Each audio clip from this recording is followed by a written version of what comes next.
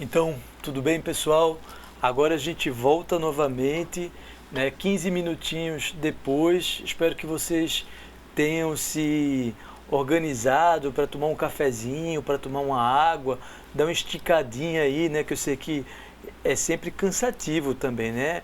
Estudar dá um trabalho, né? Não é fácil não. Não é fácil Há não. quem diga, não, você só estuda, né? Estudar Cansa. cansa também, né? E eu imagino que vocês devem estar aí enfrentando uma jornada, né? Também bastante, né, produtiva, né? Mas que evidentemente vai precisar de um descanso físico também e mental, porque são muitas questões. Não é isso, professora? Exatamente. E são muitos assuntos, né, importantes, então, de fato, o descanso, um pouquinho a mente é importante para que a gente consiga fechar um assunto e agora a gente vai para um outro totalmente diferente, né? E que também se coaduna, né? É diferente, é uma outra questão. No módulo 2, essa é uma nova disciplina, então acho que é muito importante a gente estabelecer, né, que já vivenciamos dois momentos, duas temáticas específicas, uma sobre o conceito de direitos humanos, outra sobre a questão do direito da criança e do adolescente, e a gente vai meio que montando uma peça, um quebra-cabeça, né, através dessas diferentes peças. A última peça é o último encontro, né, que eu espero que vocês que estão iniciando essa semana permaneçam firmes, persistindo, com muita garra até o final. Então, a gente quer ver, né, que o número de pessoas inscritas nesse início, né, perdure e passa até o seu certificado, que esse é muito importante para todos nós. Verdade. Né? Esse investimento público na vida da gente, né, fazendo a diferença no atendimento à criança e o adolescente. Mas, né, eu já me apresentei, né, sou o professor Humberto, né, sou formado em História, isso faz parte sempre desse métier, né, da apresentação das disciplinas, né? O que me fez de estar aqui, inclusive, também é essa relação com o sistema de garantia de direitos, porque não há como falar de conselho tutelar e conselho de direitos distante disso que a gente chama de sistema de garantia de direitos da criança e do adolescente. Mas o que é isso, professor? Isso é uma instituição? Isso é uma lei? Isso é o quê? Né? A gente vai precisar saber conceituar também o que é sistema de garantia de direitos. E por que o tema sistema de garantia de direitos está ligado ao Estado e à democracia? Essa é uma questão também muito importante para a gente, né, aqui, né, debater, refletir e trocar os nossos saberes, não é isso, professora? É isso mesmo, é importante isso. Não é? Eu gostaria de que nos levasse esses slides que traz a questão da ementa da disciplina, né, do tema, né, que tem a ver com o Estado Democrático de Direito. O que é isso que a gente chama de Estado Democrático de Direito? Né? A política de proteção da criança e do adolescente no Brasil a partir da Constituição de 88. E como é que se constitui-se o sistema de garantia de direitos a partir de uma perspectiva não só conceitual, mas também na vida prática do conselheiro tutelar, do conselheiro de direitos. É muito importante perceber que esse é um tema que interessa muito ao conselheiro tutelar, ao conselheiro do direito, mas que interessa muito a você, que é estudante de direito, que está aqui conosco, né? Agente socioeducativo que está aqui conosco, o pessoal da assistência social, da educação, que deve estar aí também, né, participando nesses 45 polos, né, organizados nesses diferentes institutos federais. Então, o que é muito importante perceber? Não há como falar de política da criança ou adolescente, não há como falar do atendimento à criança e adolescente, né, que teve algum direito violado, sem tratar do tema do sistema de garantia de direitos, que nos desafia, haja vista que, para além desse sistema, é preciso ter uma cultura do trabalho em parceria, né, de uma cultura de um trabalho em rede, e isso a gente vai precisar, inclusive, também discutir aqui na nossa exposição, né, durante os nossos encontros. São 2 encontros, de hoje e de amanhã. Né? Qual é o objetivo geral do nosso tema, da nossa disciplina? Promover o debate sobre o conceito de Estado e de políticas públicas, buscando construir relações com o sistema de garantia de direitos. Veja, esse debate né, ele não só interessa ao CMDCA, as pessoas que estão participando dos conselhos municipais de direitos. E a gente percebeu, não foi isso, Rose, que em diversos momentos, né, as críticas em relação à fragilidade do CMDCA apareceu durante as perguntas. Vejam, o importante de hoje não é só perceber a fragilidade do Conselho Municipal de Direitos, é preciso também compreender como é que politicamente essa fragilidade se deu no campo dos municípios, né, e também, logo, né, do Estado e do nosso Conselho Nacional, né, e perceber também, né, como esses conselhos, né, eles se articulam com outros agentes, com outras instituições que têm a ver com o sistema de garantia de direitos da criança e do adolescente. Vamos para os objetivos específicos, né? O primeiro, analisar a concepção de Estado. Se a gente fala de um Estado democrático de direito, a gente precisa conceituar o que é isso que eu chamo de Estado, de democrático e do que é direito. O segundo objetivo específico, debater como as políticas públicas voltadas para o público infanto-juvenil foram sendo construídas no Brasil. E para isso a gente vai retomar um pouco da disciplina passada, onde a gente vai tratar a questão das fases, né, da trajetória da política em relação à criança ou do adolescente, né? Como é que desde o período colonial até o tempo presente, né, o Brasil vem tratando as políticas públicas para as suas crianças e adolescentes. Então, isso representa um pouco também de adensar o debate sobre a questão das políticas públicas, né, e as diferentes perspectivas, né, do que é isso que a gente chama, né, do que é esse ser que a gente chama de criança e de adolescente. E por fim, um terceiro objetivo específico, discutir o conceito de sistema de garantia de direitos da criança e do adolescente, né? E sobre essa teleaula, a gente tem três, né, objetivos mais notáveis. O primeiro, entender os conceitos básicos relativos ao Estado e às políticas públicas, conhecer as definições do sistema de garantia de direitos, né, e reconhecer a atuação dos conselhos municipais e tutelares a partir do sistema de garantia de direitos da criança e do adolescente. Então, quando você entra para um conselho tutelar, você não é só um conselheiro tutelar, você entrega o que a gente chama de sistema de garantia de direitos. Sim. Quando você entra para um conselho de direitos, você não é só um conselheiro municipal de direitos, ou estadual, ou nacional, você integra um sistema. Mas será que a gente tem esse sentimento que está integrando esse sistema? Será que a gente tem um sentimento que a gente está compartilhando uma responsabilidade com promotores, com juízes, com assistentes sociais, com os profissionais da segurança, com os profissionais que atuam na sociedade civil, né? Será que a gente tem noção que para se efetivar o Estatuto da Criança e do Adolescente é necessário criar essa cultura do diálogo e uma cultura que é muito importante do que a gente chama de intersetorialidade? E aí, o que vocês acham? Né? Eu acho que essa é uma questão também importante para se debater, né, professora? Com certeza, esse momento de discussão é importante, né? Se perceber parte do sistema de garantia de direito é extremamente importante na aplicação no dia a dia da política pública da criança e do adolescente. E como eu começo sempre a aula, né, trazendo o pensador latino-americano para fundamentar a nossa exposição, né, qual é a nossa perspectiva pedagógica em relação ao que a gente está trazendo, eu trago agora, a gente já passou por o Peru e por Bolívia, agora vamos para o Paulo Freire, né, um dos principais pensadores latino-americanos, né, da minha terra, também recifense, também pernambucano, e ele diz uma coisa que é muito interessante, né? Eu encontrando um pessoal da turma aqui do IFRO, daqui de Porto Velho, né, eu vi a alegria das pessoas a poder nos cumprimentar pessoalmente, né? E o Paulo Freire disse que a alegria, né, que a educação é marcada também por essa alegria, né?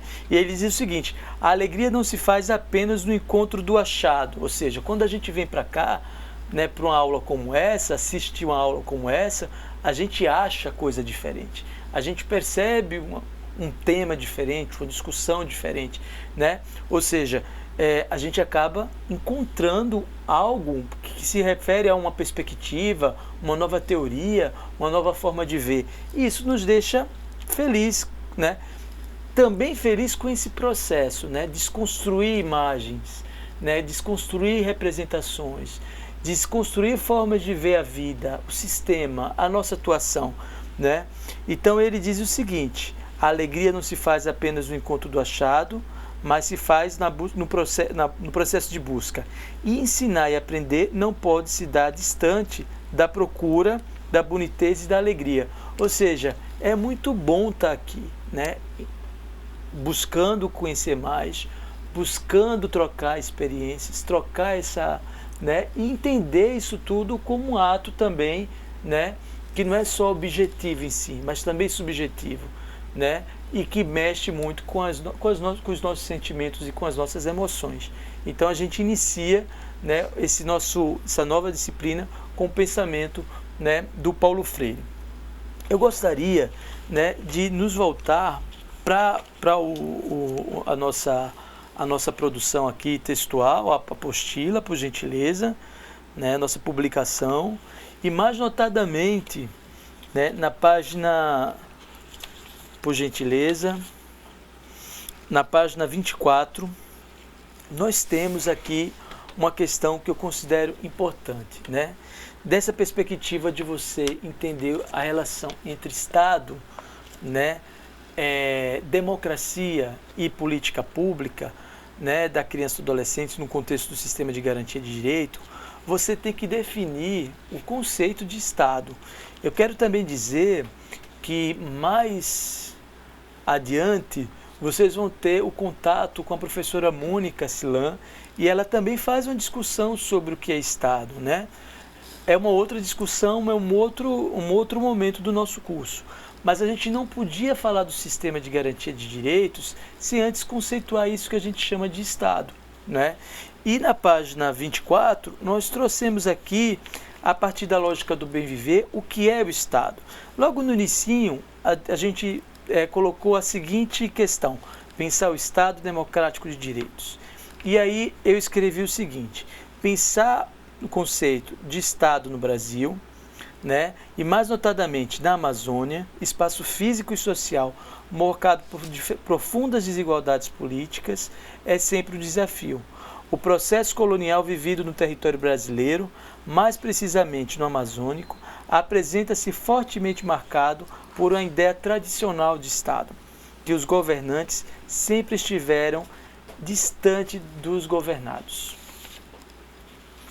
Isso é uma crítica que a gente faz, né, a partir, né, do pensamento do bem viver, que é um pensamento diferente em relação ao Estado. Ele sai dessa ideia tradicional de Estado e pensa como é que esse Estado foi organizado a partir, né, dessa relação entre governantes e governados, conselheiros e conselheiras. Se a gente fala sobre a importância de discutir o Estado, não é que nos chama a atenção porque existe um número grande de meninos e meninas que pertencem a comunidades tradicionais, a povos tradicionais, a situações mais vulneráveis que tiveram historicamente, né, a ausência desse Estado.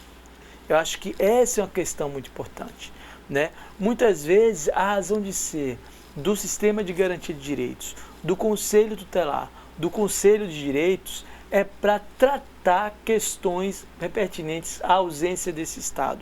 A ausência desse Estado na vida desses meninos e meninas.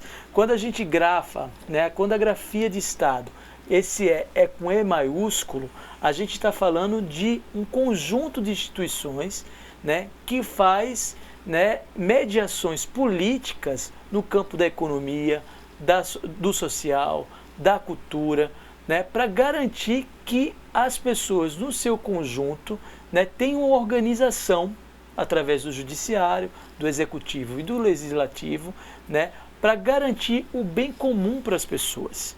Estado é isso, né, é o conjunto dessas instituições que deve estar voltada para a questão do bem comum das pessoas. Agora eu pergunto para vocês, né, por que as pessoas que integram isso que a gente chama de nação, a nação brasileira, a Amazônia Legal, muitas vezes recorre a vocês pela ausência desse Estado. Isso é uma questão importante, né? Essa é uma reflexão densa, né, complexa, que talvez nesse momento, nessa aula, não dê conta, né, de trabalhar essa densidade, essa complexidade. Mas aqui a gente abre uma janela para pensar o Estado para além dessa visão e esse conceito tradicional, né? E como é que se dá essa relação entre governantes e governados? Aqueles que pensam as leis, aqueles que executam as leis. E como é que essa lei ela chega na vida das pessoas?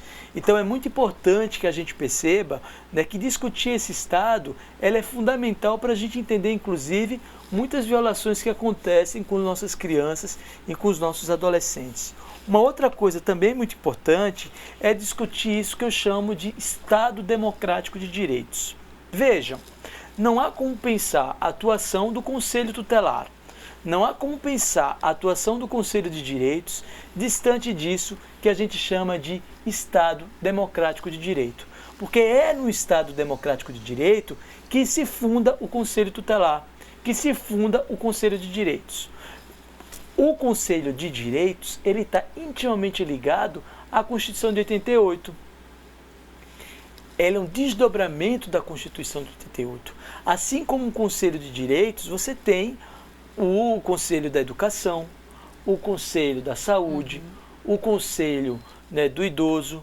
É a tentativa que o Estado tem de sistematizar a política, não só a partir da visão dele em relação, né, à sociedade, mas a partir do diálogo do governo com a sociedade civil. Então, a gente fica às vezes preocupado, Rose, quando a gente vê alguém do Conselho de Direitos, né, apoiando ações que não favorecem a questão da democracia. Porque o que é que a gente chama disso? A gente chama disso de uma grande contradição. E quando se trata do Conselho Tutelar? Ele se funda também na perspectiva do Estado Democrático de Direito.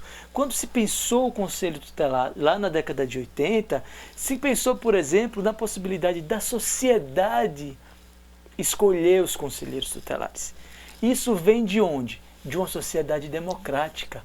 Porque, caso contrário, numa sociedade autoritária, eles jamais iriam abrir esse processo de escolha. E, principalmente, desse processo de escolha que foi, né, inclusive, é importante que se abra aqui a discussão também, né, construindo nos municípios diferentes configurações. E daí vocês podem, né, pensar que diferentes configurações são essas, né? Mas quero dizer a vocês, né, que existem alguns municípios que há um amadurecimento do processo de escolhas, outro um atrelamento a políticas mais tradicionais. Agora, como é que a gente pode, né, criticar e tentar apontar caminhos para que esses vícios possam ser superados? Mas uma coisa é certa, né?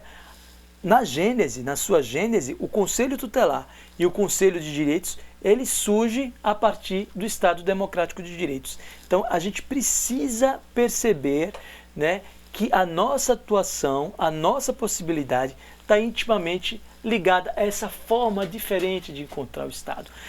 O Conselho Tutelar faz com que essa aproximação entre as pessoas e o Estado se aproxime mais. Você, conselheiro tutelar, conselheira tutelar que está nos ouvindo, vocês também são, de uma certa forma, um braço do Estado. Vocês são agentes públicos, né? E quando vocês estão lá circulando na comunidade, né, abertos à população, é uma forma desse Estado democrático de direito, que pensa na dignidade humana, estar mais perto de vocês. É muito importante a gente desconstruir uma ideia tradicional de Conselho Tutelar, como aquele espaço apenas, né, que está ali para acolher meninos e meninas em situação de vulnerabilidade. Não é só isso. O Conselho Tutelar também é aquele órgão que está perto da população, que está perto das pessoas, né? E são, uma vez eleitos, agentes públicos. Eles vêm da sociedade civil, eles vêm da comunidade, mas eles passam a ser, então, agentes públicos, né? Essa é uma questão muito importante. E o Conselho Municipal de Direitos, esse é composto por, né, outros agentes, né?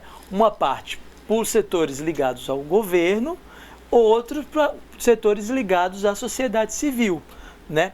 Por isso que a gente diz, o projeto do Conselho Tutelar e o projeto do Conselho de Direitos é um projeto de Estado, não é um projeto de governo, porque entra governo, sai governo e o Conselho Tutelar está lá, né? Entra governo e sai governo e o Conselho de Direitos está lá, ou seja, nós somos um projeto de civilização, nós somos um projeto de Estado e isso faz toda a diferença e dá toda a legitimidade, né? Uma outra questão também nessa página 24 é, né, como esse Estado democrático de direito passa a construir, né, a sua perspectiva legal, passa a ter a materialidade a partir da própria Constituição de 1988, né?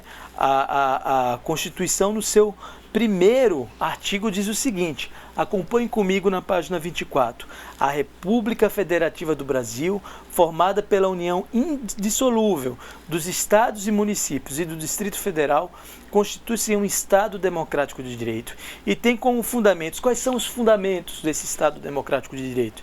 Primeiro, a soberania.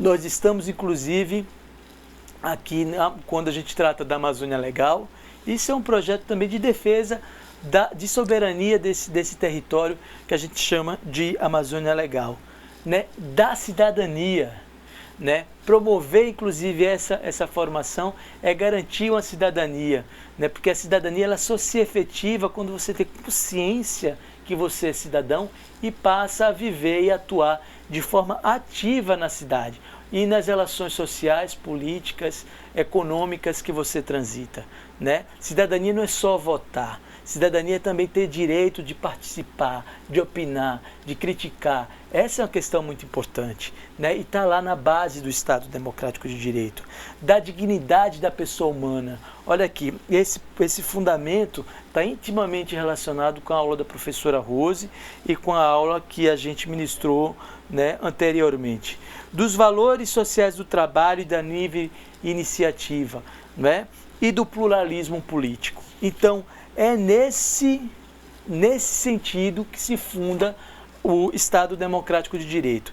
E esse artigo 1º ainda traz, amigos, na página 25, vocês vão ver, né, um parágrafo único dizendo o seguinte: todo poder emana do povo, que o exerce por meio da representação de eleitos ou diretamente, né, nos termos da Constituição. Então, essa Constituição, ela materializa isso que a gente chama de Estado Democrático de Direito e faz com que a gente tenha, né, dentro dessa perspectiva, uma forma de se inserir, né, na perspectiva, né, de um Estado. A gente sai de um Estado autoritário, que vivemos de 64, né, diferentes governos autoritários, que a gente sai de 64 até 85, 88, no final da década de 70 a gente já tem a abertura política, né, e a gente vive na década de 80 a abertura, né, para a democracia, e é nessa abertura, né, que você tem a Constituição Cidadã, o Estado Democrático de Direito e a criação do Conselho Tutelar e do Conselho de Direitos. Ou seja, tudo ali atrelado, tudo ali dialogando, né? Claro que com as suas especificidades. O Brasil é um território continental, né? Cada estado, cada município vivenciou esse processo de forma diferente, mas deu liga, né? Tanto é que nós estamos aqui, né, defendendo, né, esse Estado Democrático de Direito, né? Mas eu queria trazer para vocês, né, que na trajetória das políticas públicas, né, e essa trajetória que nos faz, inclusive, pensar, né, a questão do Estatuto da Criança, né, na sua prática. Eu acho que essa é uma aula que diz assim, certo, nós sabemos o fundamento, nós discutimos o conceito de direitos humanos, nós discutimos a trajetória histórica, né, disso que a gente chama do direito da criança e do adolescente. E na vida prática, como é que isso tudo, né, se efetiva na vida prática? Aí surge o sistema de garantia de direitos da criança e do adolescente. né? Eu queria passar, por gentileza, a gente tem uma externa e eu queria pedir para o nosso querido aqui passar para a gente esse vídeo, que a gente vai sistematizar a partir de agora, né, a possibilidade de, né, compreender, através daquele vídeo, quer um conselho, né, o que é isso que a gente chama de sistema de garantia de direitos e como ele se constituiu, né, a partir da resolução 113 do Conselho Nacional do Direito da Criança e do Adolescente. A gente pode fazer isso? Muito agradecido. Você já conhece o Estatuto da Criança e do Adolescente? Mas e a Resolução 113 do CONANDA? Você sabe o que é? Vamos lá. O Brasil dispõe dessa resolução desde 2006. Ela aborda o sistema de garantia de direitos.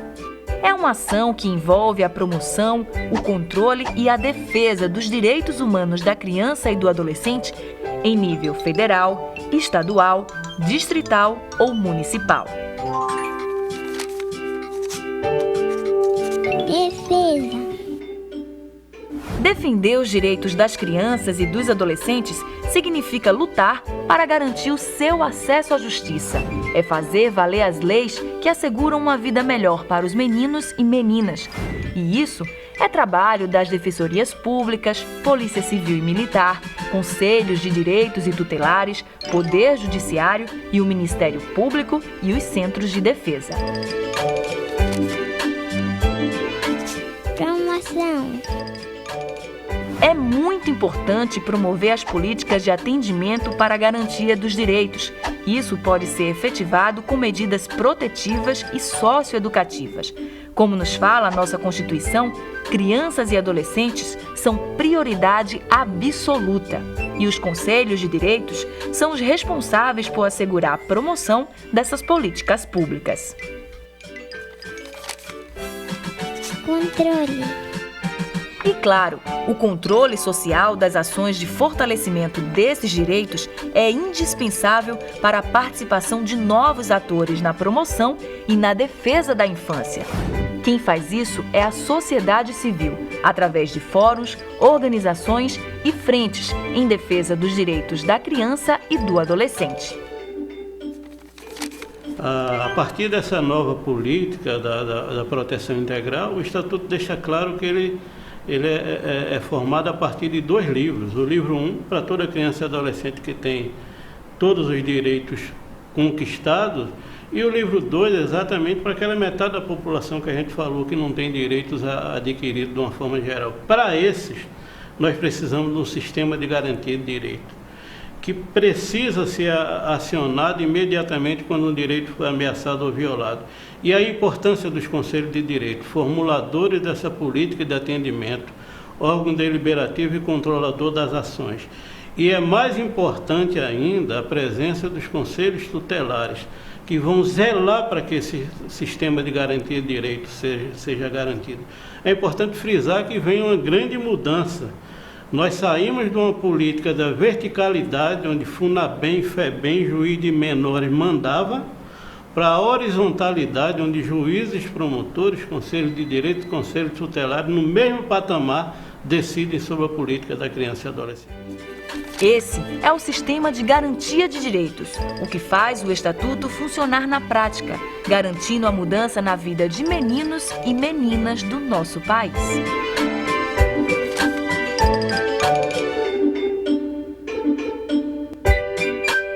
Conselho tutelar. Conselho de direitos. Qual é a diferença?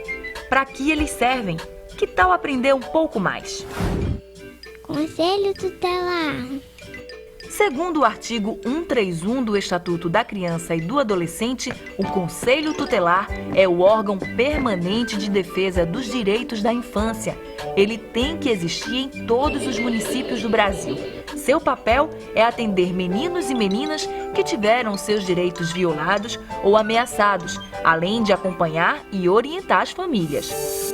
Mas, para realizar essa tarefa, cada conselheiro precisa estar ciente das suas responsabilidades. Por exemplo, aplicar as medidas de proteção e atender os casos de suspeita ou confirmação de maus tratos contra crianças e adolescentes. Ouvir com atenção todos os casos. O trabalho de escuta é fundamental para que as ocorrências sejam bem encaminhadas. Além de fiscalizar as entidades e instituições de atendimento, os conselheiros devem solicitar, quando necessário, a matrícula e acompanhar a frequência das crianças e adolescentes nas escolas. Uma das funções muito importantes no Conselho Tutelar ao chegar a um atendimento, ao chegar uma criança, uma família, é a escuta. É ouvir e dessa ação a gente dá os direcionamentos. Seja uma criança que não tem a sua certidão de nascimento, seja uma criança que está fora da escola, seja uma criança que está em situação de abandono e negligência. O conselheiro tutelar, por ser uma pessoa da comunidade, ele é mais próximo. Ele é mais próximo da família, ele é mais próximo dos serviços comunitários, ele é mais próximo e é responsável por essa articulação também dentro das políticas públicas para poder ter a garantia desse direito. Conselho de Direitos. Tão importante quanto o Conselho Tutelar é o Conselho de Direitos. Este é o órgão que formula e acompanha a aplicação das políticas públicas para a criança e o adolescente. Para que isso aconteça, entra em cena o Conselheiro de Direitos. Sua grande missão é deliberar e promover as políticas públicas na área da infância. Isso envolve muitas tarefas importantes. Ter compromisso e conhecer o contexto sociocultural da criança e adolescente no seu espaço de atuação.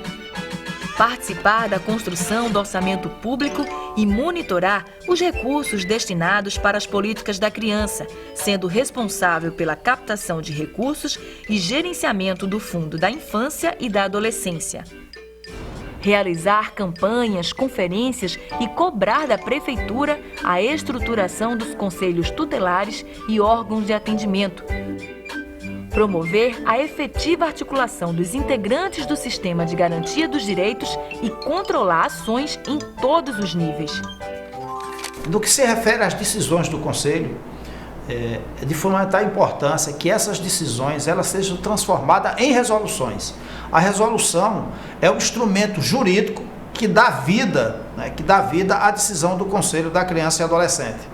Então, a resolução ela precisa, para ter validade jurídica, ser publicada no Diário Oficial. E o que é importante é, nessa composição de governo e sociedade civil dentro do Conselho, é que nós temos, a partir dessa paridade, um órgão que tem a missão e a incumbência definida pela Constituição e pelo Estatuto da Criança e Adolescente de formular e deliberar a política pública.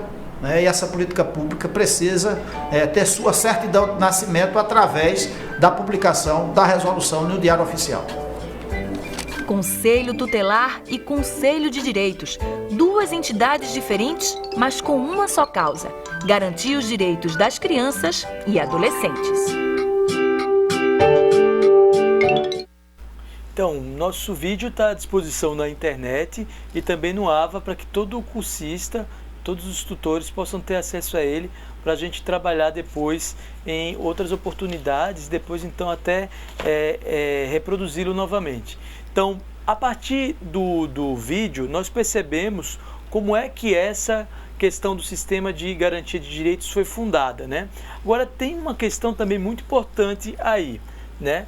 Nós percebemos a questão dos 3 eixos, né? Esse sistema ele é composto por 3 eixos, o de defesa, o de promoção e de controle, mas você tem aí em cada eixo desse, né, entidades, organizações, instituições que representam, e a gente vai adensar isso amanhã de manhã, mas tem uma questão também muito importante que eu queria tratar com vocês. A política, o Estatuto da Criança e do Adolescente, a efetividade, né, desse estatuto, ele se dá a partir da articulação desses diferentes eixos, dessas diferentes instituições e principalmente dessas diferentes pessoas, né? Então, o que a gente está querendo trazer aqui para vocês, né? Existe, do ponto de vista da efetividade do Estatuto da Criança e do Adolescente, né, a possibilidade desses diferentes eixos, dessas diferentes instituições, né, dialogarem.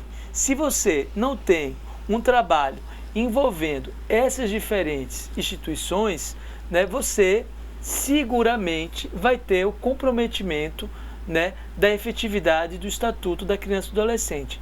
Vocês concordam comigo? Acho que isso é uma questão importante para vocês participarem, né, do nosso debate.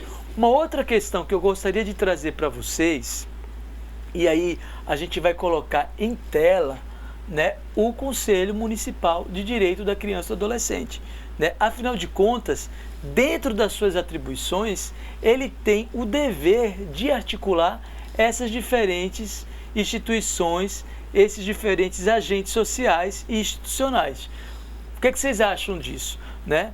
O Conselho de Direitos, né, seja ele na sua esfera nacional, estadual e distrital e municipal, ele tem o dever de articular tanto os integrantes do eixo defesa, do eixo promoção e do eixo controle.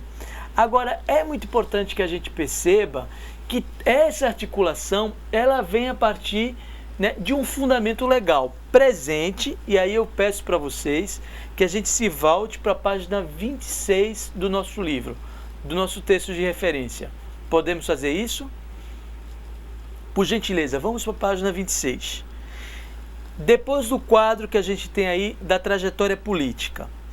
Em seguida, eu escrevo o seguinte: no plano da política, é fundamental destacar o artigo 4º do Estatuto da Criança e do Adolescente. Pronto. A atuação do Conselho Municipal de Direitos. A atuação, né, da efetividade da política, ele se dá exatamente nesse artigo 4º. Né? Ele se fundamenta exatamente nesse artigo 4º. E que nele foi registrado a seguinte questão. Primeiro, que criança e adolescente é prioridade absoluta. Né? E a partir dessa perspectiva se constrói alguns princípios. Vamos saber quais esses princípios, se voltando agora para o artigo 4º. Primeiro, o da primazia de receber proteção e socorro em qualquer circunstância. Ou seja, em qualquer circunstância, meninos e meninas que vivenciam diferentes experiências, sejam eles de comunidade quilombola, indígenas, sejam eles do campo ou da cidade, né, sejam eles, né, vindo de uma classe economicamente mais favorecida, ou aqueles que estão, né, vivendo em situação de pobreza ou abaixo da linha de pobreza, né, ou seja, questões de classe, questões de cultura, questões de economia, todas essas circunstâncias, né, elas são, na verdade, atendidas a partir da política pública, né, estabelecida no Estatuto da Criança e do Adolescente. Ou seja, a proteção e o socorro, é um dos princípios da construção dessa política. A segunda, precedência de atendimento dos serviços públicos ou de relevância pública. Ou seja, é necessário garantir também com prioridade um bom serviço público, né, para o nosso menino e para a nossa menina, que assim, né, uma vez necessitando, ele vai e recorre. Então, veja, esse estado, ele não pode estar distante desse menino e dessa menina que precisa, porque se ele está distante, ele logo não vai olhar de forma sensível e responsável para esse, né, para esse princípio. Concorda, professora? Concordo plenamente. É isso mesmo, professor. É importante ter esse olhar, né, mais cuidadoso. É por aí. Né? Uma outra questão, né, é preferência na formulação e na execução das políticas públicas sociais. Veja, a professora Rose, na aula passada, ela trouxe a questão da efetivação do Plano Nacional, do Programa Nacional de Direitos Humanos. Trouxe a questão dos planos, do plano, né, estadual e nacional dos direitos da criança e do adolescente, né, o plano de direitos humanos, mas a gente também tem outros planos, como, por exemplo, o plano do SINASE, o plano da convivência familiar e comunitária, né, o plano do enfrentamento ao abuso e exploração sexual. Como é que esses diferentes planos são vivenciados nos municípios? E como os programas, os projetos, e os equipamentos, os serviços estão sendo, né, executados. Isso é uma questão também muito séria. A destinação privilegiada de recursos nas áreas relacionadas à proteção à infância e juventude. Ou seja, né, os governantes, né, e o Conselho Municipal de Direitos precisa estar bem atento como é que está essa prioridade, né, em relação, né, à destinação de recursos, né, nos municípios. Então é muito importante essa questão do orçamento criança, que eu acho que mais adiante vocês vão ter também uma aula específica sobre, né? E gostaria também de dizer que é nessa perspectiva, né, de articulação do Conselho Municipal de Direitos, que ele também assume um outro papel, que eu considero fundamental: despertar na sociedade, na família e no próprio Estado, né, a consciência que essa prioridade absoluta, né, e que esses meninos são sujeitos de direitos, que essas meninas são sujeitas de direito.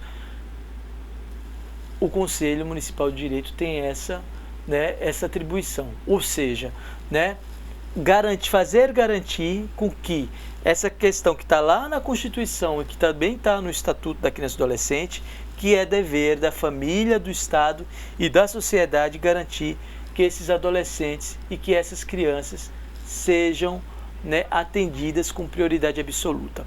Então vamos agora para o arremate, porque o nosso amigo disse que eu só tenho 10 minutos, né, mas que a gente precisa... Oi, Rose. Tem uma pergunta, professor, bem interessante, certo, né, do nosso colega Otávio, lá de Bacabal, Maranhão. Ele diz assim: nas escolas públicas, as crianças com deficiência possuem seus direitos resguardados dentro da lei. No entanto, nas escolas particulares não há essa obrigatoriedade. Como os conselheiros podem agir dentro de uma situação desta, né? Aí pensando a questão da prioridade absoluta das meninas e meninos. Veja, a criança, ela precisa, né, ela vivenciando a possibilidade, né, de ter as mais diferentes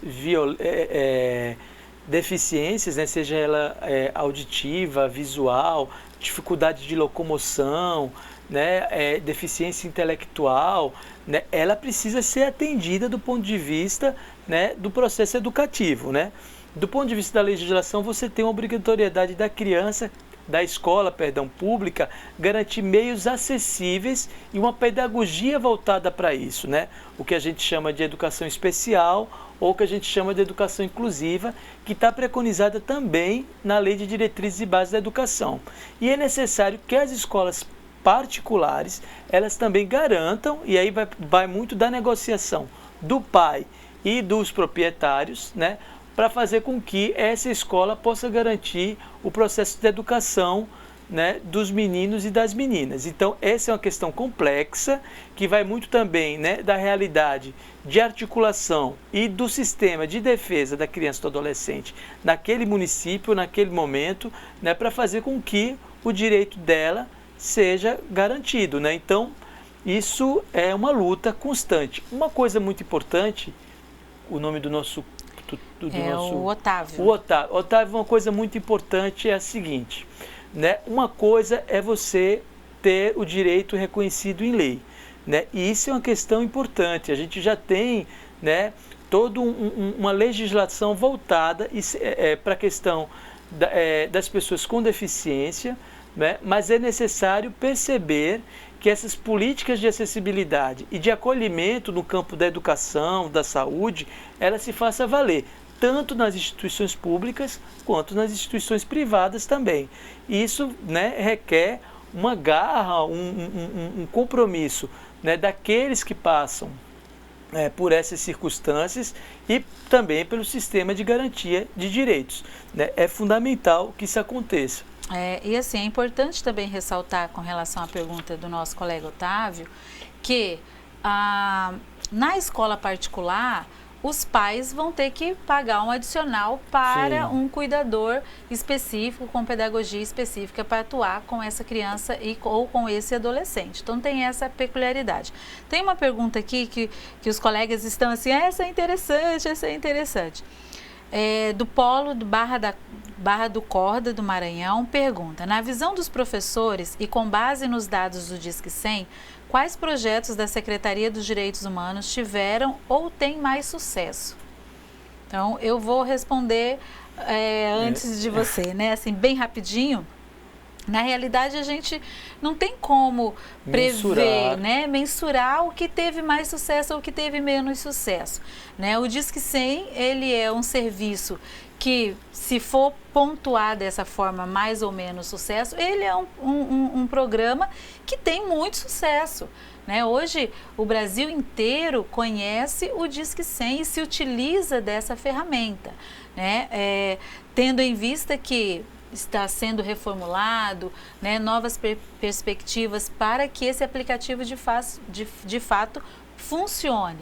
Então, nós temos o PPCAM, né? Então, assim, são vários programas que, dentro da sua especificidade, ele tem o seu sucesso. Então, a gente não consegue... Porque mensurar o sucesso, né, é muito, muito complexo, né? E a ideia de sucesso, por exemplo, né? Por exemplo, a escola de conselhos, para mim, é um sucesso, né? Para mim também. Né? Então, como é que a gente pode, né, nessa perspectiva, né, dizer, né, as dimensões do sucesso, né? Agora, há realmente diferentes conquistas que a gente aí pode dizer, olha, nós, né, conquistamos o PPCAM, né? Ele acontece ou não, isso é uma avaliação que precisa ser feita de forma permanente. Nós conquistamos o Disque 100. Ele acontece ou não, é preciso que a gente também tenha como é que eu vou dizer, esse cuidado de avaliar se esse programa, se esse projeto, ele foi efetivamente construído nos estados e nos municípios.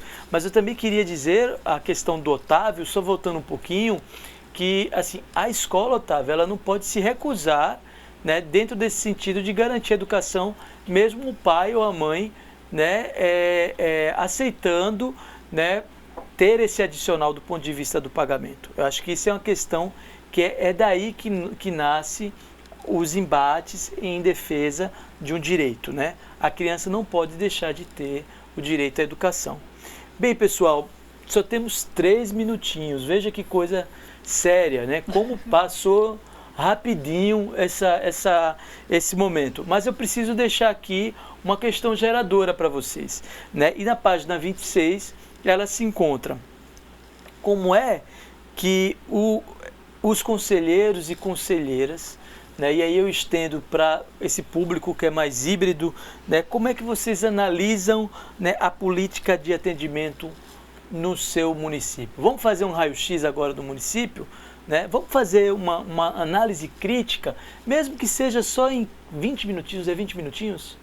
20 minutinhos. Né? Diante de tudo isso que a gente já trouxe aqui, né, que a gente pontuou, né, a gente sistematizou uma ideia de Estado, desse Estado democrático de direito, né, de como isso se dá no campo da responsabilidade do CMDCA, né, e como é que essa política de atendimento ela se dá no município. Eu acho que é muito importante a gente fazer essa análise crítica, até para que a gente possa, a partir dessa discussão, operar, né, a crítica conhecendo a nossa realidade.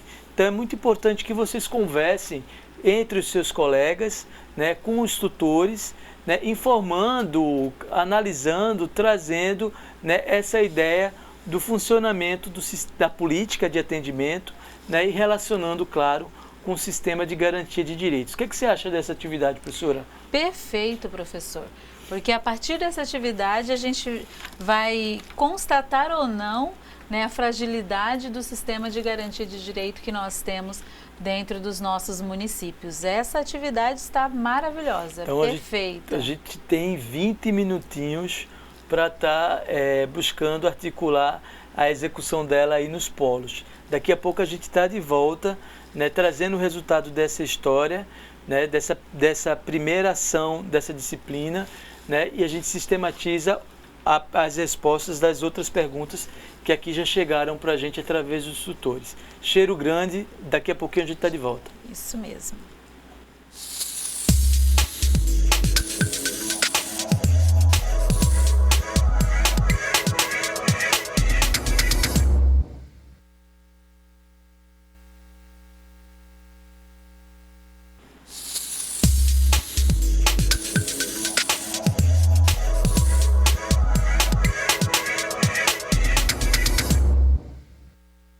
Então, pessoal, a gente está de volta aqui, né? Temos mais 30 minutos para estar aqui compartilhando o que vocês discutiram nos polos. A Rose está aqui do meu lado tentando, né, sistematizar da melhor forma, não é isso, professora? Isso. Né, para a gente fazer com que essa nossa conversa nesse primeiro momento seja o mais produtivo possível dentro desse tempo, né, limitado que nós temos, né? Exatamente, professor. E o legal é que estão aqui escrevendo e mandando a participação, né, a resposta do que foi colocado pelo nosso professor. Temos uma pergunta, o colega lá do Maranhão, o Otávio, o grupo de alunos ali, né, precisa compreender a questão ainda da criança ou do adolescente com deficiência com relação às escolas privadas, né, de que forma que o conselho pode estar atuando dentro dessa perspectiva.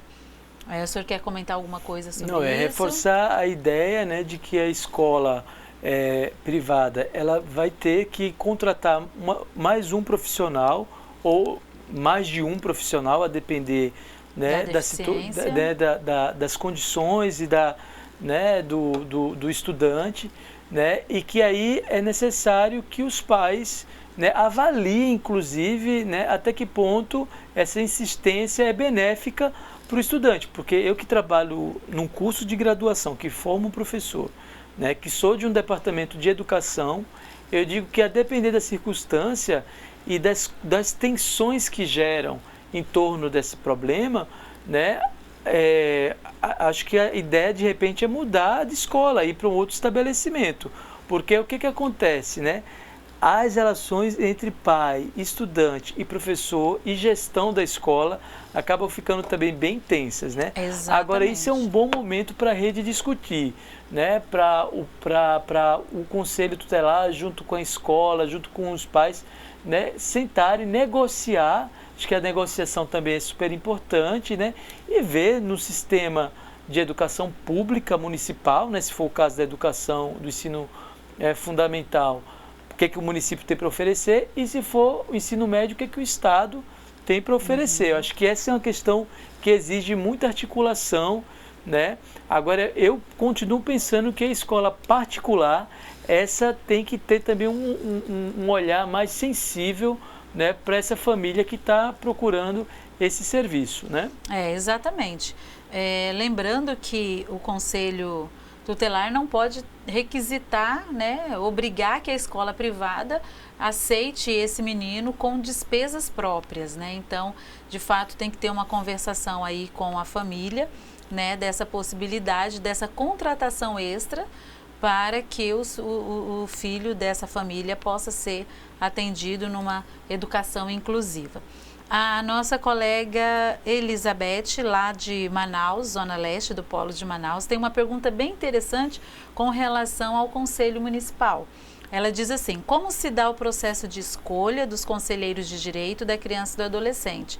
E qual o tempo de mandato?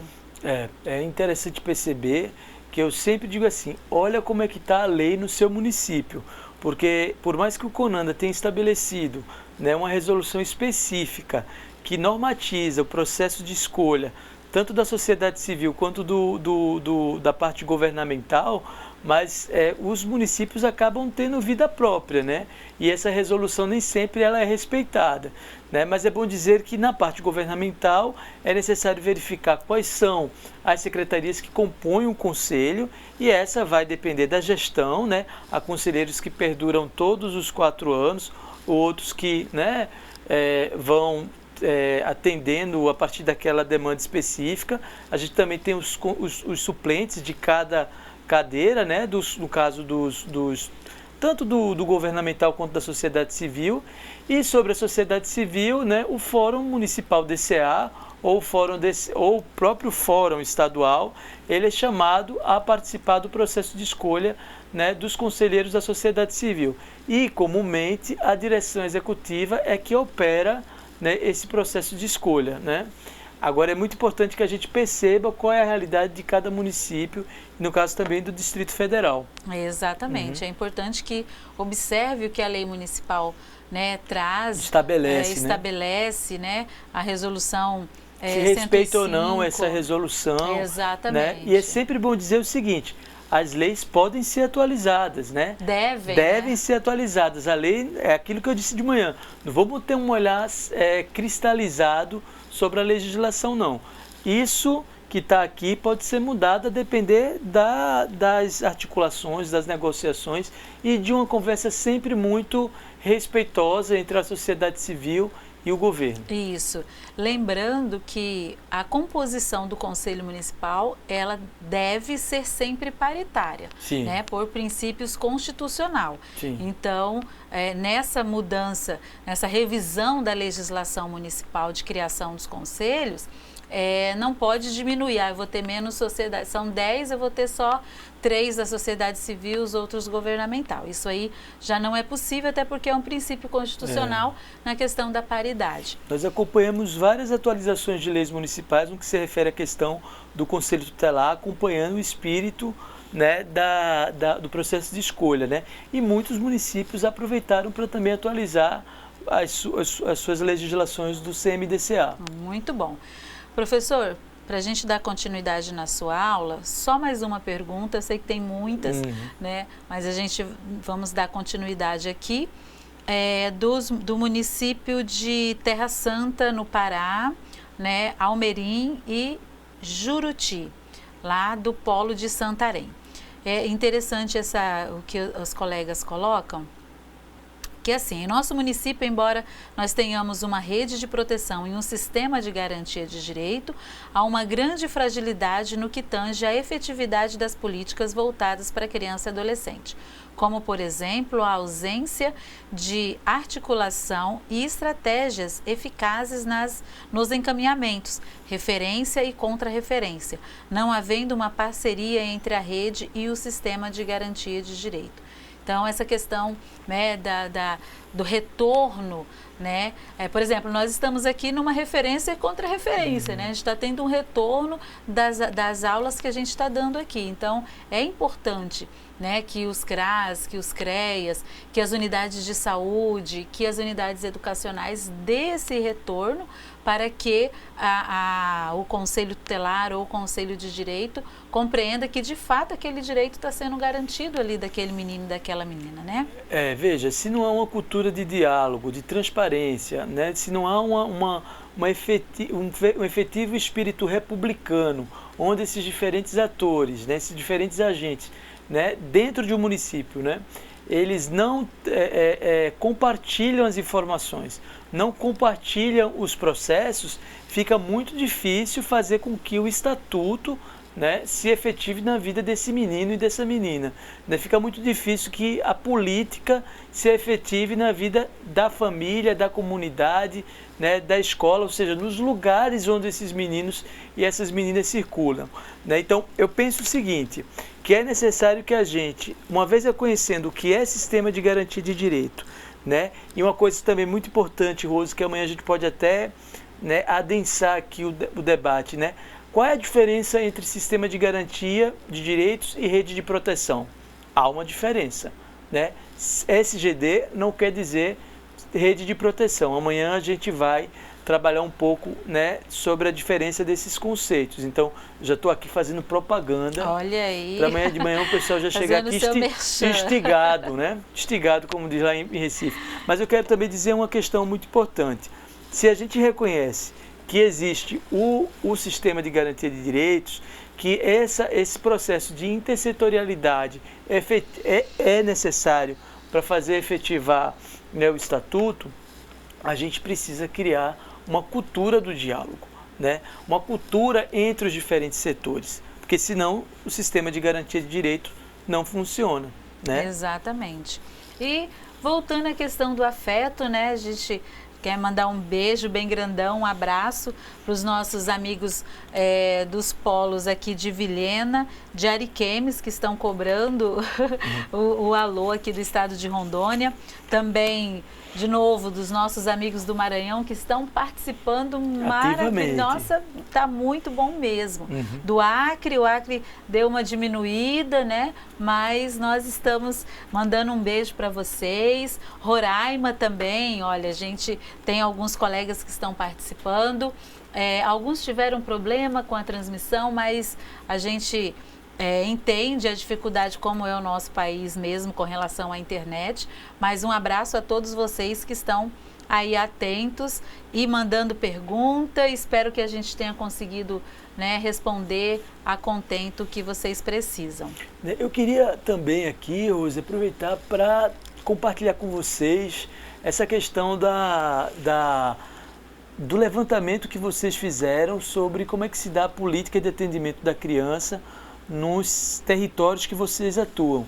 Ou seja, é importantíssimo que vocês percebam, né, primeiramente, que vocês precisam ter um olhar crítico sobre a questão da realidade do município, né?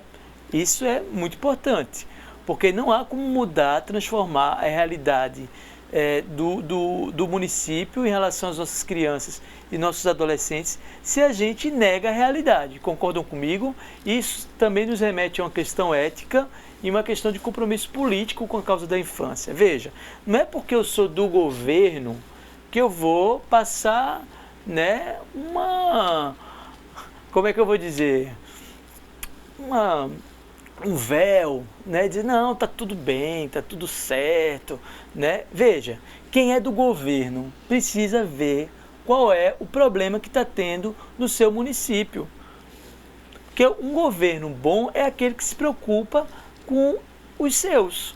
Lembra daquela ideia que eu estava trazendo do Estado, desse Estado longe, né, das pessoas, né, dos governos longe das pessoas, do governo longe dos governos longe dos governados? Por exemplo, você que é do governo, né, e busca ocultar a realidade, você está contribuindo para que esses governos sejam longe do governado. Isso é muito ruim para o seu prefeito, isso é muito ruim para sua secretário, seu secretário de assistência social, né? A gente precisa saber da realidade. Olha, a questão é essa, né? A gente vai poder avançar, vai poder trabalhar de forma mais efetiva nesse aspecto. Esse ano vamos dar prioridade a isso, no ano que vem vamos dar prioridade àquilo, mas, né, não trabalhar. Por isso que esse exercício da crítica, ele foi importante, né? Porque a gente aqui fez uma sondagem, um pré-diagnóstico de como está essa política de atendimento. Para você que disse assim, mas eu não vou dizer porque eu sou... Gente, né? Isso é uma questão de compromisso ético com esse Estado democrático de direito e que é isso que a gente chama de política de atendimento. Então é muito importante que essas questões passem a fazer parte das preocupações de vocês, né? Garantir o meu salário, o meu cargo, o meu trabalho é importante, mas será que eu vou garantir fazendo esse tipo de negociata? Eu penso que esse não é o bom caminho, né? E isso depois também acaba sendo muito ruim para a vida saudável do município e da própria gestão, né? Eu mesmo que sou servidor público, eu acho que é muito importante a gente ter essa responsabilidade. Sai governo, entra governo, e eu estou aqui para oferecer o melhor serviço, né, para a população. Agora, será que a gente precisa passar por esses constrangimentos ou reproduzir esse tipo de prática, né? Eu acho que a crítica, ela bem feita, bem fundamentada, né, bem balizada, né, eu acho que é bom para todo mundo. Eu penso que é bom para todo mundo, né? Eu penso que é bom para todo mundo, para a vida saudável do Conselho Municipal do Direito da Criança e do Adolescente. E é claro que existe a fragilidade, e a gente aqui não pode deixar de negar que muitos desses conselhos só funcionam cartorialmente, ou como muitos aqui falaram, só de 4 em 4 anos, quando tem o processo de escolha, né, dos conselhos tutelares. Isso precisa ser mudado, né? Porque vocês já verificaram, eu já fiz inclusive essa observação, que todo conselho tutelar bem estruturado, ele é aquele que tem um conselho municipal também bem estruturado? Exatamente. Ou seja, a boa atuação, a boa estrutura do conselho tutelar está intimamente relacionado à boa estrutura do conselho municipal. Então não tem como a gente pensar diferente de fortalecer o conselho tutelar, distante de ter um conselho municipal funcionando capengamente, né? Eu acho que isso é uma questão séria. E é interessante também a gente ressaltar, professor, que esse posicionamento, né, tanto do poder público quanto da sociedade civil, não só em relação ao Conselho Municipal, mas também aos Conselhos Estaduais de Direitos, né? Sim. Então, os Conselhos de Direitos Estaduais também precisam ter essa consciência, que eu estou ali para prestar um serviço para a população infanto-juvenil. E aí, não me queiram mal, né? O professor falou que não é legal, que tem... Eu, particularmente, eu já diria assim, se tem alguém, né, do governo, independente da instância, que está no Conselho Municipal de Direito da Criança e do Adolescente, mas que não tem afeto pela política da criança e do adolescente do seu município, do seu estado, então peça para ser substituído. Porque pessoas que de fato querem contribuir, né, vão estar ali disposto para contribuir. Então, isso é importante a gente entender onde que eu vou estar e qual é o meu momento. Então, o Conselho de Direito, ele não é assim, mas porque eu sou cargo comissionado e eu preciso ir. Não, você não vai prestar um bom serviço. Então, você precisa estar onde você gosta. Então, quando você faz o que você gosta, você faz bem feito. Esse é o nosso pensamento. E esse exercício de crítica, né, ele requer da gente um compromisso ético, né? Não há como ser agente público sem estar, né, seguindo princípios de uma ética do bom agente público, né, do bom, né, servidor, né, daquele que do bom conselheiro que está realmente para fazer o seu bom serviço, né? Nos meus 10 minutinhos que faltam, não é isso, amigão? Faltando 10 minutinhos mais ou menos, né, do que a gente tem aqui, eu queria saber se tem mais uma observação, alguma questão que você quer trazer, Rose, dos nossos queridos. Eles estão aqui pedindo beijo, pedindo alô. Olha aí como a palavra de Paulo legal. Freire no início estava correta, né? A alegria do encontro, né, tá no achado, mas também nesse processo de busca, né? Exatamente. Mandar um abraço bem grandão, um alô, né, para os nossos alunos do Polo de Porto Velho, que estão bem aqui pertinho, né, estão no auditório, ali assistindo a nossa aula. A gente já foi lá, já deu um cheiro pessoalmente neles, né, que está mais próximo. Fizemos isso. Tivemos Muito esse compromisso com elas e com eles também. Exatamente. Mas está tudo tranquilo aqui, professor. Então, pessoal, uma coisa muito importante, vamos arrematar para amanhã a gente dar continuidade, né? Hoje nós discutimos, né, a questão do conceito de Estado, a partir da lógica do bem viver. Discutimos também o que a gente chama de o que é um Estado democrático de direito, né? É aquele que inclusive fez surgir o Estatuto da Criança e do Adolescente, né? O próprio Conselho Tutelar, o Conselho de Direitos, né? Exibimos aqui um filme que trazia uma ideia de uma forma bem sistematizada e bem uma síntese do que é isso que a gente chama de sistema de garantia de direitos. Trouxemos a resolução 113 do Conselho Nacional do Direito da Criança e do Adolescente, né? E buscamos aqui fazer uma ligação direta com a questão da política de atendimento a partir do Estatuto e mais notadamente do seu artigo 88. Então, amanhã a gente vai trabalhar, inclusive, com né, o que são esses 3 gestos que compõem o sistema de garantia de direitos. E uma questão também muito importante que a gente precisa trabalhar é a Lei 13.431, que é chamada, né, Lei do Sistema de Garantia de Direitos para Criança e Adolescente que sofreu algum tipo de violência, né? É aquela lei que também ficou conhecida como a Lei da Escuta Especializada e do Depoimento Especial. Então amanhã vai estar bem legal, né, Rose? Com certeza.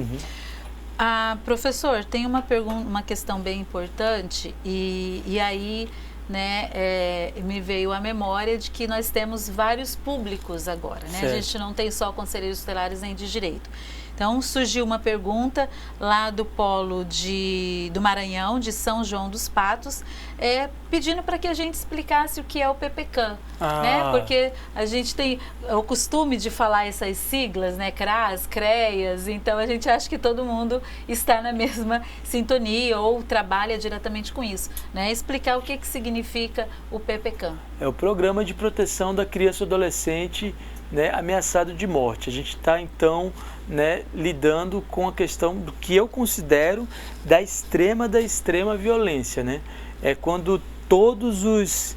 né, tudo falhou, né? Quando a criança ou adolescente passa a ser ameaçada de morte.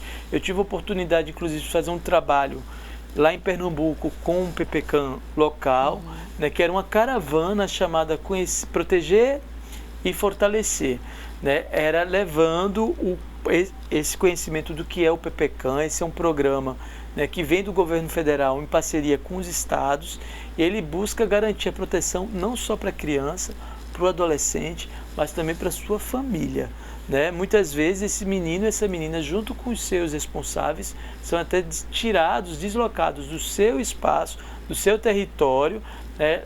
São levados para outros espaços, isso tudo garantido, né, pelo Estado. Olha aí, o Estado presente, o governo perto das pessoas que mais precisam, né? E é um programa importantíssimo. Inclusive, né, um dos grandes parceiros do PPCAM é o Conselho Tutelar, né?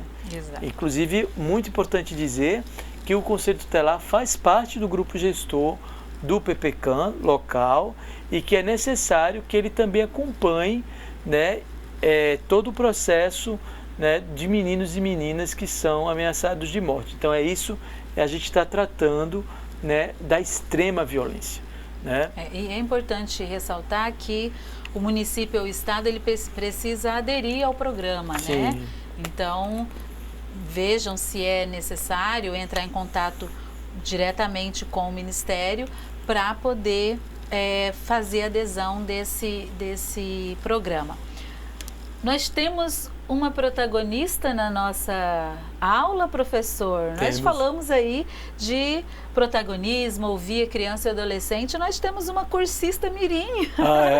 Um beijo bem grandão. Adolescente, É uma criança, Maria Fernanda, é a filha de uma das nossas cursistas ali no São João dos Patos, no Maranhão. Um beijo para você, Fernanda. Maria Fernanda. E aí já vai começando, né, a estar nesses espaços e se empoderando desse momento e desse espaço que é seu também. Tá, joia. Então, pessoal, eu quero dizer para vocês que essa questão do sistema de garantia de direito nos envolve, né, de forma efetiva, né? Em que lugar está o Conselho Tutelar no sistema de garantia de direito? Está na proteção? Está no controle? Está na defesa? Né? Isso aí é uma pergunta que a gente pode já começar a fazer a partir de hoje, né? Em que lugar está o Conselho Municipal do Direito da Criança e Adolescente? Está na proteção, está no controle, está na defesa, né? Eu acho que é muito importante a gente reconhecer, né, quem é quem nesse sistema de garantia de direitos, até para que a gente saiba quais são as suas atribuições. Costumo dizer lá em Pernambuco, Rose, que é o seguinte: a gente não precisa só saber da nossa atribuição, não. A gente precisa saber também das atribuições das pessoas que compõem o sistema de garantia de direito, porque só assim a gente tem a possibilidade de cobrar, de ter uma relação mais institucional, mais profissional. Você concorda comigo, Rose? Concordo plenamente. Né? Eu acho que a gente precisa, inclusive, né, dentro desse mapa que a gente colocou, perceber que há alguns atores, há algumas instituições que às vezes sai do eixo e pode transitar em outro. Concorda comigo? Do tipo, né, não necessariamente, né, você está só em uma. Há situações que você dialoga entre o controle e a promoção, entre a defesa e a promoção. Isso aí, né, exige da gente também uma leitura menos rígida sobre o conceito de garantia, do sistema de garantia de direitos. É uma questão complexa, é um tema assim instigante, mas necessário para a gente perceber, né, a diferença das atribuições das diferentes instituições e dos diferentes agentes públicos, servidores públicos que atuam no sistema de garantia de direitos. Pessoal, restam para mim menos de 5 minutos e eu queria aqui voltar novamente, né, para a questão que nos motiva do ponto de vista pedagógico, né? Cada aula, né, seja ela presencial, seja ela na modalidade à distância, como é o nosso caso, ou híbrida, né? Acho que o nosso caso se configura nesse sentido, ela tem uma perspectiva pedagógica, né? Ela não é feita de forma aleatória, né? E a nossa perspectiva está no campo, né, de uma educação em direitos humanos, de uma educação para o bem viver, né, dos nossos meninos e meninas, né? E aqui, né, eu trago mais uma frase de Paulo Freire para que a gente possa, né, refletir sobre a importância da formação. Olha que o nosso pensador, nosso educador diz: ninguém nasce feito, é experimentando o mundo que nós nos fazemos. Ou seja, ninguém nasce conselheiro tutelar, não é isso, Rose? Exatamente. Ninguém nasce conselheiro de direitos e é necessário esses momentos para que a gente se forje, se construa como conselheiro tutelar, como conselheiro de direitos, né? Eu acho que é muito importante que a gente perceba esses momentos de formação para que a gente possa criar uma identidade, né, conselhista, né? As pessoas às vezes assumem alguns papéis e não sabem a dimensão do valor desse papel que ela está assumindo. E assumir ser conselheiro tutelar ou conselheiro de direitos é integrar o sistema de garantia de direitos, né? É fazer parte disso que a gente chama de Estado Democrático de Direito e, na minha concepção, é fazer com que esse Estado, né, ele seja composto por governos próximos dos governantes, né? Aquela ideia que a gente trouxe logo do início, né, do Alberto Acosta, né, de que o governo muitas vezes está distante do governante, e isso faz com que os problemas sociais se aprofundem. Cada vez mais distante, né, mais desigualdade social, mais violência, mais problema a gente vai ter, principalmente para os nossos meninos e meninas, né, professora? Exatamente. Vamos ter muitos problemas. E o diálogo, né, professor, eu acho que ele é bem... ele elimina muitas coisas. Então, quando se é dito, né, é esclarecido. E nós, quanto garantidores de direito, precisamos estar dialogando, compreendendo, né, porque não é só a minha verdade ou só a sua verdade. Então, nós precisamos compreender, né, por que é sua verdade e por que é a minha verdade. Então, é importante essa distinção dos conselhos, porque a gente vê muito na prática esse cabo de guerra, né? Vou usar o termo que a colega falou aqui do Pará, da referência contra referência, né? O conselho não dá referência para o atendimento do profissional do CRAS ou do CREAS, o profissional do CRAS ou do CREAS não dá contra-referência para o conselho, que é o que requisitou o serviço e precisa entender e saber se o atendimento está acontecendo. Então, acho que o diálogo ele vai trazer uma expressão e uma seguridade para a criança e para o adolescente na garantia do direito. É isso aí, pessoal. Estou aqui com os nossos amigos da técnica, dizendo que a gente só tem 1 minuto para terminar. Quero, inclusive, agradecer desde manhã que a gente está junto nessa luta, né? É mais uma equipe que aqui nos acompanha. Agradecer também a coordenação pedagógica, a Fernanda, a professora Thelma, a todas as tutoras e todos os tutores, né? E especialmente aos cursistas e às cursistas que estão aqui, né, contribuindo para o nosso crescimento. Afinal de contas, né, a educação é uma via de mão dupla, né? O sucesso, né, e a garantia, né, de que o nosso trabalho vale a pena é quando a gente, né, tá junto, contribuindo com o trabalho do outro, né? Felicidade para vocês, bom descanso, um grande cheiro e até amanhã. Um abração.